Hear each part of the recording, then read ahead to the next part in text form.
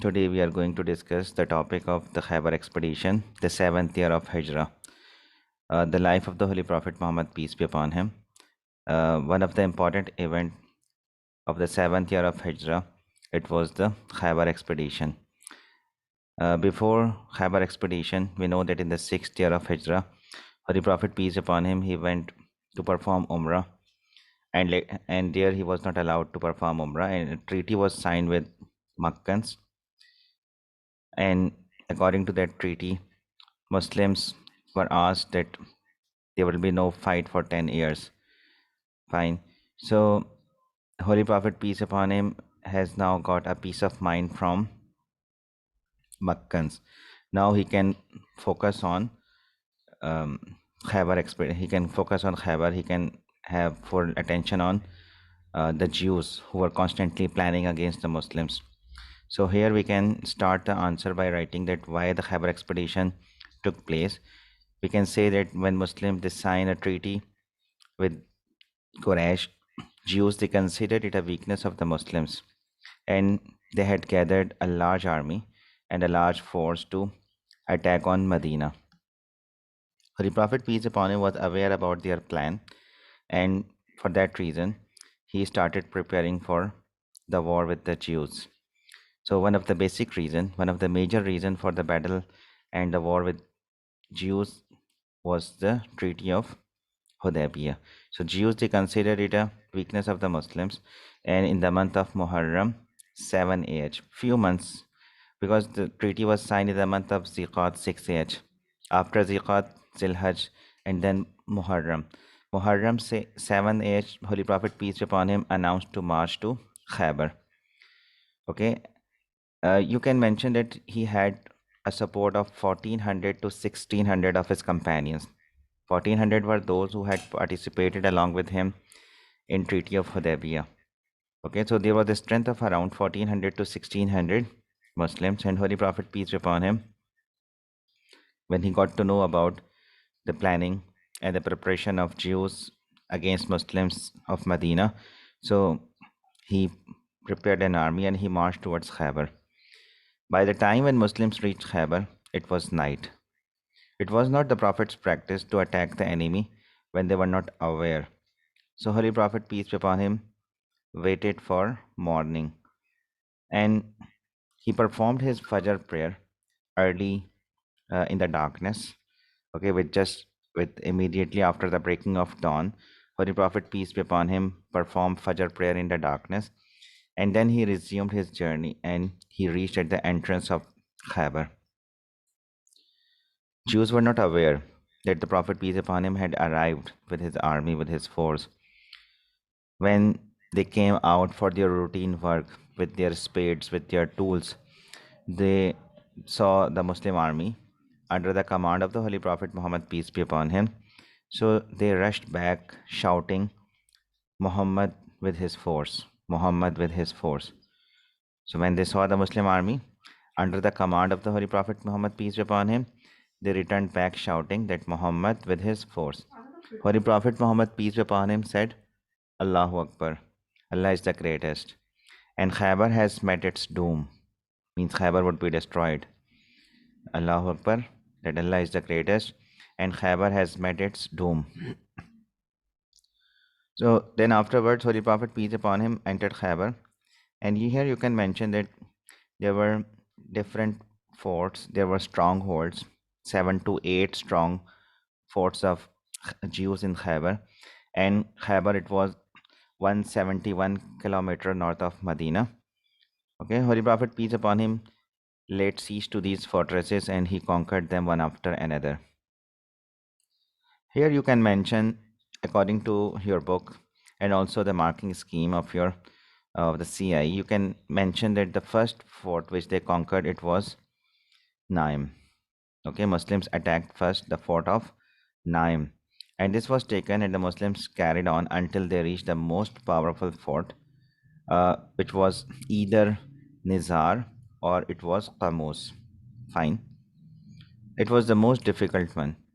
Each day, whenever the Prophet, peace upon him, sent an army, they returned unsuccessful, and Prophet, peace upon him, did not want to prolong this siege, and he wanted to conquer it quickly. So one day, the Holy Prophet, peace be upon him, announced that he will give the standard and he will give the flag to one who loves Allah and His Messenger, and Allah and His Messenger too loves him. Okay, so the Prophet, peace be upon him, announced that tomorrow I will give the standard, I will give the flag to a man who loves Allah and His Prophet, and who is in turn loved by Allah and His Prophet. So the companions, they spent night in anticipation, and everyone was thinking and everyone wanted that he should be given the honor and he should be given the chance uh, to lead the army. So the next morning, Prophet, peace upon him, asked for Ali. Okay, and companions replied that he had an eye infection. He was having some infection in his eye. Prophet, peace upon him, asked him to bring Ali Radhiyallahu Ta'ala anhu. He applied his blessed saliva, his spittle, to Ali's eyes, and he prayed for his recovery. Okay, due to the Prophet's prayer and his blessed saliva, Ali Radhiyallahu Ta'ala anhu got instantly cured. So he gave the standard, the flag of the Muslim army, to Ali Radhiyallahu Ta'ala anhu, and he advised him. Prophet advised Ali Radhiyallahu Ta'ala anhu, he instructed to first invite them to accept Islam. Okay, to go there and first invite them to accept Islam. Okay, if a single person, even if a single person accepts Islam because of your preaching, it would be better for you than a herd of red camels. So Ali Radhiyallahu Ta'ala anhu went there along with his army, and when the Jewish army and Jewish force, they saw the Muslim army under the command of Hazrat Ali Radhiyallahu Ta'ala anhu, so they decided to come out and to fight with the Muslims. So Ali Radhiyallahu Ta'ala anhu, their Jewish leader Marhab, he came out with a force, and the battle was fought, in which the Marhab got killed by the first blow of Hazrat Ali Radhiyallahu Ta'ala anhu. Ali Radhiyallahu Ta'ala anhu was that much powerful that it is said that he has moved a door by himself, okay, which would have taken many men to move. The Jewish leader Marhab got killed, and his brother too his brother was also killed by another Muslim commander, Zubair Radhiyallahu Ta'ala anhu. So with that, the Jews, they retreated, they surrendered, and they requested the Prophet Muhammad, peace be upon him, for um, the peace agreement, and they requested the Prophet, peace upon him, to let them stay in Khyber, and they promised that they will give half of their agricultural produce to the Muslims. Holy Prophet, peace upon him, accepted their request, and in this combat, you can mention that 93 Jews were killed. 93 Jews were killed, while Muslims, about 15 to 18 Muslims, they achieved martyrdom in overall this conquest of Khyber. So it was after this battle, the conquest of Khyber, that Muslims, they were well off, and they received huge amount of the spoils of war. They received huge catch of weapons from the Jewish forts, and Muslims, they ate to their fill after the conquest of Khyber. So it was one of the important conquests which happened and which took place during the seventh year of Hijrah. So we can conclude that this was one of the important event which happened, and it has brought a lot of benefits for the Muslims at that time. And it was also, we can understand the strategy of the Holy Prophet Muhammad, peace be upon him, from this battle, that he had different enemies at that time. Before that, Muslims were attacked. At that time, the Muslims were attacked several times by Quraysh and also by the Jews.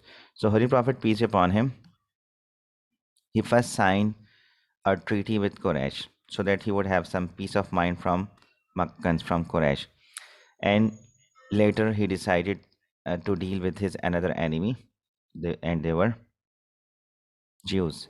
And he fought with them and he easily defeated them. So this is how we can say that the Muslims were safe from their conspiracy in future. And Holy Prophet, peace upon him, he wanted to get rid of them. Okay, and he wanted to create the superiority of the Muslims in the Arabia, and for that reason it was very much important for him to take such actions, because Jews, they were constantly working against the interest of the Muslims and Islam.